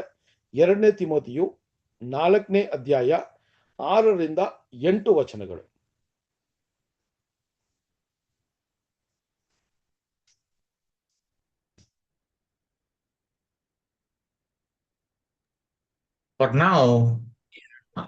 For I am now ready to be offered, and the time of my departure is at hand. I have fought a good fight. I have finished my course. I have kept the faith. Henceforth, there is late. Okay. ನೋಡಿ ಸಹೋದರರೇ, ಈ ವಿಷಯವನ್ನ ನೋಡುವಾಗ ಪೌಲನು ತಿಮೋತಿಗೆ ಈ ವಿಷಯವನ್ನ ಬರೀತಾರೆ. ಈ ಕೊನೆಯ ಒಂದು ಸಮಯದಲ್ಲಿ ಯಾವ ರೀತಿ ಪೌಲನು ಆ ಒಂದು ಸ್ವಾಮಿಯ ಚಿತ್ತಕ್ಕೆ ಅನುಸಾರವಾಗಿ ಅವರ ಜೀವನವನ್ನ ಸಾಯೋದಕ್ಕೂ ತಯಾರಾಗಿದ್ದೀನಿ ಅಂತ ಅವರು ಆ ಒಂದು ಅಂತ್ಯದ ಜೀವನದಲ್ಲಿ ಅವರು ಬರೆಯುವಂತ ವಿಷಯವನ್ನ ನಾವು ನೋಡ್ಬೋದು ಸಹೋದರರೇ. ಅದರಿಂದ ಪೌಲನಿಗೆ ದೇವರ ಆತ್ಮದ ಒಂದು ವಿಚಾರವನ್ನ ನೋಡ್ಬೇಕಾದ್ರೆ ಅವರು ಎಷ್ಟು ಅನ್ಯೋನ್ಯವಾಗಿ ದೇವರ ಸಂಗಡ ಇದ್ರು, ದೇವರ ಯೋಜನೆಯನ್ನ ಎಷ್ಟು ಸಂಪೂರ್ಣವಾಗಿ ಅರ್ಥ ಮಾಡ್ಕೊಂಡ್ರು ಅಲ್ವಾ? ಅವ್ರಿಗೆ ಸಾಯುವ ಪರಿಸ್ಥಿತಿಗಳು ಬಂದಾಗ ಅಲ್ವಾ, ಅವರು ಆ ಒಂದು ಸಮಯ ಸರಿಯಾಗಿ ಬರ್ದೇ ಇರೋದ್ರಿಂದ ಅವರ ಪಯಣವನ್ನ ಅವರು ನಡೆಸಿದ್ರು. ಆದ್ರೆ ಈಗ ಅವರು ಈ ಪಟ್ಟಣಕ್ಕೆ ಹೋದ್ರೆ ಅವ್ರಿಗೆ ಸಾವು ಇದೆ ಅಥವಾ ಬಂಧನ ಇದೆ ಅಂತ ಹೇಳಿದ್ರು ಕೂಡ ಅದಕ್ಕೆ ಹೋಗಕ್ಕೆ ತಯಾರಾಗಿದ್ದಾರೆ ಅಂದ್ರೆ ಅದು ಕೂಡ ದೇವರ ಚಿತ್ತವಾಗಿದೆ ಅಂತ ಅವರಿಗೆ ಗೊತ್ತಿದ್ದಂತ ಒಂದು ವಿಷಯ ಅಂತ ಕೂಡ ನಾವು ನೋಡ್ಬೋದು ಸಹೋದರರೇ. ಅದರಿಂದ ಪೌಲನೀಗ ಅಲ್ಲಿ ಇರುವಂತ ಸಹೋದರ ಸಹೋದರರಿಗೆ ಏನಂತ ಹೇಳ್ತಾರೆ ಅಂದ್ರೆ, ನೀವು ನನ್ನ ಮರಣವನ್ನ, ನನ್ನ ಬಂಧನವನ್ನ ನೀವು ತಡೆ ಹಾಕೋದಿಕ್ಕೆ ದಯವಿಟ್ಟು ಪ್ರಯತ್ನ ಮಾಡಬೇಡಿ. ನೀವು ನೀವು ಗೋಳಾಡಿ ನನ್ನ ಹೃದಯವನ್ನ ಹೊಡಿಬೇಡ್ರಿ. ಇದಕ್ಕೋಸ್ಕರನೇ ನಾನು ಬಂದಿದ್ದೀನಿ. ಇದಕ್ಕೋಸ್ಕರನೇ ನನ್ನ ಜೀವನವನ್ನ ನಾನು ತ್ಯಾಗ ಮಾಡಬೇಕು ಅನ್ನುವ ಒಂದು ವಿಷಯವನ್ನ ಪೌಲನನ್ನು ಬರೆಯೋದನ್ನ ನೋಡ್ತೀವಿ ಸಹೋದರ ಸಹೋದರರೇ. ಸೊ ಅದಾದ ನಂತರ ನೀವು ನೋಡ್ಬೇಕಾದ್ರೆ ಪೌಲನು ಈ ರೀತಿ ಹೇಳಿದ ತಕ್ಷಣ ಅಲ್ಲಿರುವಂತ ಸಹೋದರಗಳು ಏನಂತ ಯೋಚನೆ ಮಾಡ್ತಾರೆ ನೋಡ್ರಿ. ಅಪೊಸ್ತಲರ ಕಾರ್ಯಗಳು 21ನೇ ಅಧ್ಯಾಯ 14ನೇ ವಚನ. 21ನೇ ಅಧ್ಯಾಯ 14ನೇ ವಚನ. ಅವನು ಒಪ್ಪದೆ ಇದ್ದುದರಿಂದ ಕರ್ತನ ಚಿತ್ತದಂತೆ ಆಗಲಿ ಎಂದು ಹೇಳಿ ನಾವು ಸುಮ್ಮನಾದೆವು. ನೋಡಿದ್ರ ಸಹೋದರ ಸಹೋದರರು, ಎಂತ ಒಂದು ವಿಷಯ ಅಂದ್ರೆ, ಇಲ್ಲಿ ಪೌಲನ ಸಂಗಡ ಬಂದಂತ ಲೂಕನು ಮತ್ತೆ ಸಂಗಡಿಗರು ಕೂಡ ಇಷ್ಟೆಲ್ಲ ವಿಷಯಗಳು ನಾವು ಹೇಳಿದ್ರು ಕೂಡ ಪೌಲನು ಖಡಾಖಂಡಿತವಾಗಿ ನಾನು ಹೋಗ್ಲೇಬೇಕು ಅಂತ ಹೇಳಿದಾಗ ದೇವರ ಚಿತ್ತ ನಡೀಲಿ ಅಂತ ಅವರು ಸುಮ್ಮನೆ ಆದ್ರು ಅಂತ ಒಂದು ವಿಷಯ ನೋಡ್ತೀವಿ ಅಲ್ವಾ. ಸೊ ಇದು ತುಂಬಾ ಮುಖ್ಯವಾದ ಕಾರ್ಯಗಳು. ಸೊ ನಾವು ಎಲ್ಲರೂ ಕೂಡ ದೇವರ ಒಂದು ಮಕ್ಕಳಾಗಿ ಸ್ವಾಮಿಯ ಹೆಜ್ಜೆಜಾಡಲ್ಲಿ ನಡಿಬೇಕಾದ್ರೆ ನಾವು ಪ್ರಾಮುಖ್ಯವಾಗಿ ಎಷ್ಟು ಅನ್ಯೋನ್ಯವಾಗಿ ದೇವರ ಸಂಗಡ ಇದ್ದೀವಿ ಅನ್ನೋದು ತುಂಬಾ ಮುಖ್ಯ ಅಲ್ವಾ. ಸೊ ನಮ್ಮ ಸಹೋದರ ಸಹೋದರಿಗಳು ನಮ್ಮ ಒಳ್ಳೇದಕ್ಕೋಸ್ಕರನೇ ಅನೇಕ ಸಲಹೆಯನ್ನ ಕೊಡ್ತಾರೆ. ನಾವು ಚೆನ್ನಾಗಿರ್ಬೇಕು, ಈ ಒಂದು ಸಮರ್ಪಣೆಯ ಜೀವನದಲ್ಲಿ ನಾವು ಎಡು ಬೀಳಬಾರ್ದು, ಅಥವಾ ಈ ಲೋಕದಲ್ಲಿ ನಾವು ಸರಿಯಾದ ರೀತಿಯಲ್ಲಿ ಯೋಚನೆ ಮಾಡಿ ನಿರ್ಧಾರಗಳನ್ನ ತಗೋಬೇಕು ಅಂತ ಸಲಹೆಗಳನ್ನ ಕೊಡ್ತಾರೆ. ಅದರಲ್ಲಿ ತಪ್ಪಿಲ್ಲ. ಆದರೆ ನಮ್ಮ ಒಂದು ಐಕ್ಯತೆ ದೇವರಲ್ಲಿ ಎಷ್ಟು ಅನ್ಯೋನ್ಯವಾಗಿದೆಯೋ ಅದರ ಮೇಲೇನೆ ನಮ್ಮ ನಿರ್ಧಾರಗಳು ಸರಿಯಾಗಿ ತಗೊಳ್ಳೋದಿಕ್ಕೆ ಸಾಧ್ಯ ಸಹೋದರ ಸಹೋದರ.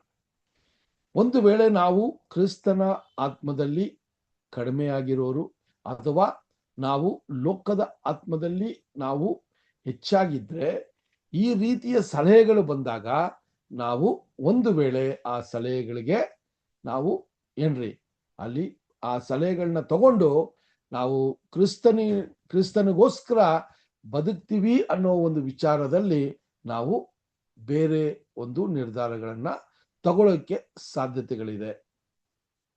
ಯಾಕಂದ್ರೆ ಈ ಪಾಠಗಳನ್ನ ನಾವು ಓದುವಾಗ ಇದೆಲ್ಲ ನಮ್ಮ ಮನಸ್ಸಿಗೆ ನಮಗೆ ತಂದ್ಕೋಬೇಕು ಸಹೋದರ ಸಹೋದರರೇ. ಸಹೋದರಗಳು ಒಳ್ಳೆ ಸಲಹೆಗಳನ್ನ ಕೊಡ್ತಾರೆ, ನನ್ನನ್ನ ಕಾಪಾಡೋದಿಕ್ಕೆ, ನನ್ನನ್ನ ಈ ಲೋಕದಲ್ಲಿ ಬದುಕಿಸೋದಿಕ್ಕೆ ಸಲಹೆಗಳನ್ನ ಕೊಡ್ತಾರೆ. ಆದರೆ ಪ್ರತಿಯೊಬ್ಬ ಸಹೋದರ ಸಹೋದರಿಯು ಪ್ರತಿಷ್ಠೆ ಮಾಡಿದ ನಂತರ ನಮ್ಮ ಸಾವು ಬದುಕು ದೇವರ ನಿರ್ಧಾರ. ಇದೇ ತುಂಬಾ ಮುಖ್ಯ. ನಮ್ಮ ಸಾವು ಬದುಕು ದೇವರಿಂದ ನಿರ್ಧಾರವಾಗುವಂತ ವಿಷಯ.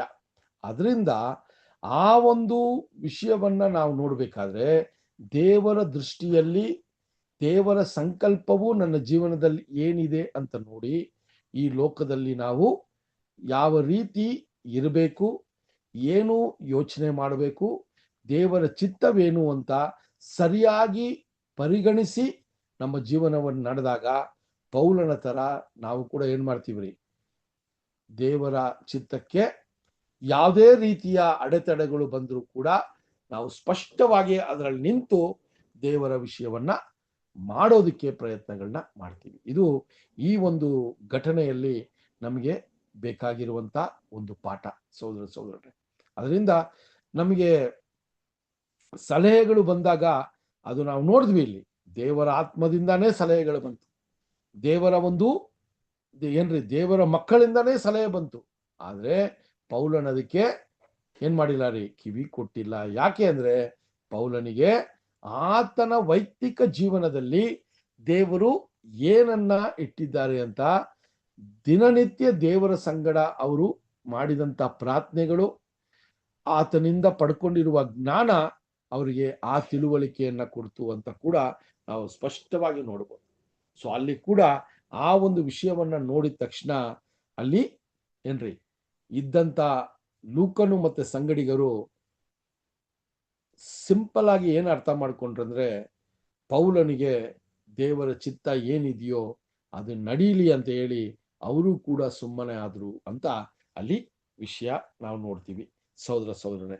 ಅದಾದ ನಂತರ ಪೌಲನೀಗ ಯೆರೂಸಲೇಮಿಗೆ ಹೋಗೋದಿಕ್ಕೆ ತಯಾರಿ ಆಗ್ತಾರೆ. ಅದನ್ನ ನಾವು ಎಲ್ಲಿ ನೋಡ್ತೀವಿ ಅಂದ್ರೆ 21ನೇ ಅಧ್ಯಾಯ 15ನೇ ವಚನ ನೋಡೋಣ. 21ನೇ ಅಧ್ಯಾಯ 15ನೇ ವಚನವನ್ನ ನಾವು ನೋಡೋಣ. ಪೌಲನ ಅಪೊಸ್ತಲರ ಕಾರ್ಯಗಳು 21ನೇ ಅಧ್ಯಾಯ 15 ಮತ್ತು 16 ವಚನಗಳು. ಆ ದಿನಗಳಾದ ಮೇಲೆ ನಾವು ಚೇತರಿಸಿಕೊಂಡು ಯೆರೂಸಲೇಮಿಗೆ ಹೊರಟೆವು. ಕೈಸರೈಯದಿಂದ ಕೆಲವು ಶಿಷ್ಯರು ನಮ್ಮ ಜೊತೆಯಲ್ಲಿ ಬಂದು ನಾವು ಇಳುಕೊಳ್ಳಬೇಕಾಗಿದ್ದವನ ಮನೆಯ ತನಕ ನಮ್ಮನ್ನು ಕರೆದುಕೊಂಡು ಹೋದರು. ಆ ಮನೆಯವನು ಪ್ರಥಮ ಶಿಷ್ಯರಲ್ಲಿ ಒಬ್ಬನಾದ ಕುಪ್ರದೇಶದ ಮ್ನಾಸೋನನೆಂಬವನು. ಓಕೆ. ಸೊ ಸಹೋದರರೇ, ಈಗ ನಾವು ನೋಡುವಾಗ 21ನೇ ಅಧ್ಯಾಯ 15ನೇ ವಚನದಿಂದ ನಾವೇನ್ ನೋಡ್ತೀವಿ ಅಂದ್ರೆ ಪೌಲನ 3ನೇ ಪಯಣ ಅಲ್ಲಿ ಕಂಪ್ಲೀಟ್ ಆಗತ್ತೆ. 21ನೇ ಅಧ್ಯಾಯ 13ನೇ ವಚನದಲ್ಲಿ ಪೌಲನ 3ನೇ ಪಯಣದ ಹಂತ. ಅದಾದ ಮೇಲೆ ಅವರೀಗ ಯೆರೂಸಲೇಮಿಗೆ ಬಂದು ಸೇರುವಂತ ವಿಷಯ. ಸೊ ಇದನ್ನ ನಾವು ಕಂಟಿನ್ಯೂ ಮಾಡ್ತೀವಿ. ಸೊ ಅದರಿಂದ ಈ ದಿನದಲ್ಲೂ ಕೂಡ ಈ ಒಂದು ಹಂತದಲ್ಲಿ ನಾವು ಈ ಪಾಠವನ್ನ ಮುಗಿಸೋಣ. ಸೊ ಅಪೊಸ್ತಲರ ಕಾರ್ಯಗಳು 21ನೇ ಅಧ್ಯಾಯ 1ನೇ ವಚನದಿಂದ 13ನೇ ವಚನ ತನಕ ನಾವು ನೋಡ್ತೀವಿ. ಇದರಲ್ಲಿ ವಿಶೇಷವಾದ ವಿಷಯಗಳನ್ನ ಕೂಡ ನಾವು ಕಂಡುಹಿಡಿದ್ವಿ ಅಲ್ವಾ.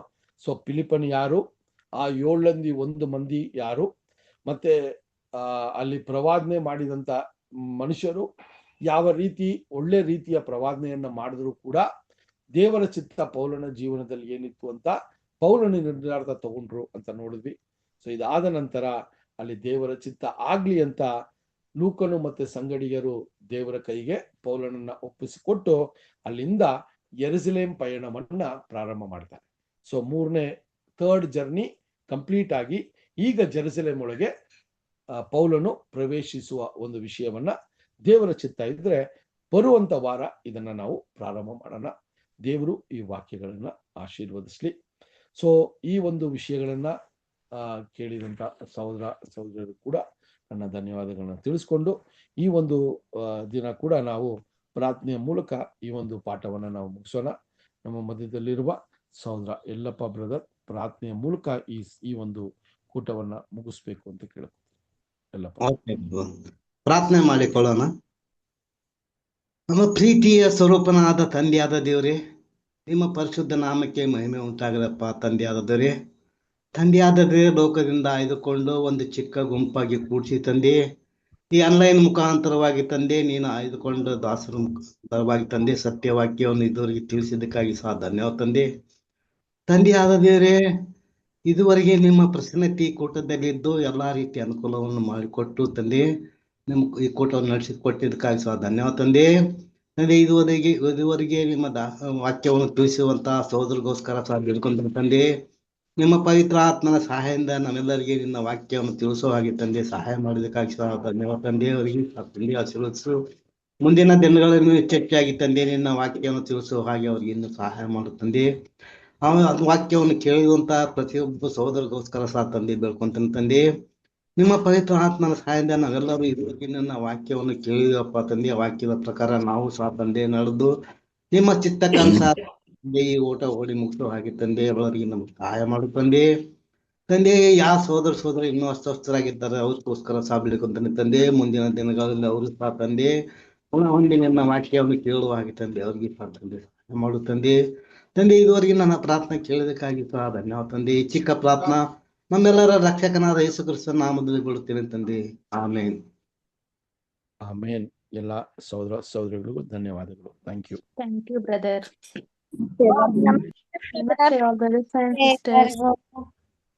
ಎಲ್ಲ ಬ್ರದರ್ ಸಿಸ್ಟರ್ಸ್ಗೆಲ್ಲ ನಮಸ್ತೆ. ನಮಸ್ತೆ ರೀ. Good night. Kavita sister, Shantamma aunty, ಸಿಸ್ಟರ್ಸ್ಗೆ ನಮಸ್ತೆ. ಬ್ರದರ್ ಸಿಸ್ಟರ್ಗೆ ನಮಸ್ತೆ. ಬ್ರದರ್ ಎಲ್ಲ